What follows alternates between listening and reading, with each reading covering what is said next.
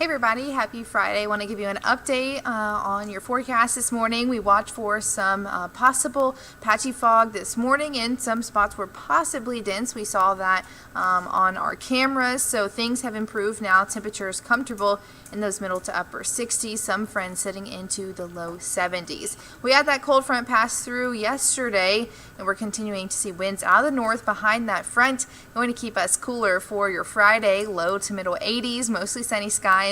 And with those winds out of the north, humidity will be quite low. So a good forecast for Friday Night Lights. It'll feel like football weather for that, and will stay seasonal for this weekend, middle to upper 80s.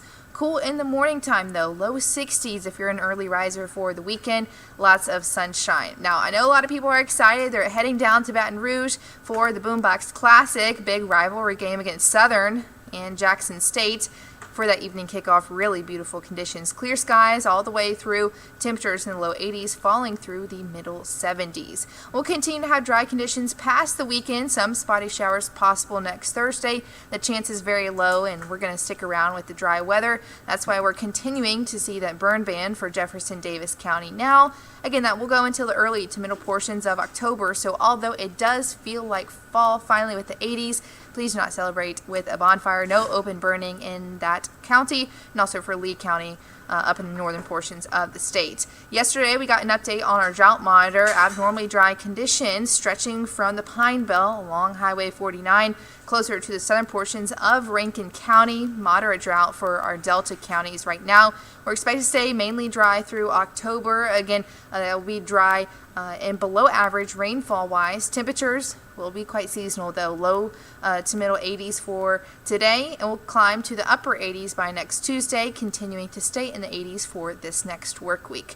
Now, Hurricane Humberto was named a hurricane overnight, expected to rapidly intensify to a major hurricane by tomorrow afternoon, continuing to stay in the Atlantic, could strengthen to Category 4 status, and it will push in between Bermuda and the East Coast, staying out in the Atlantic.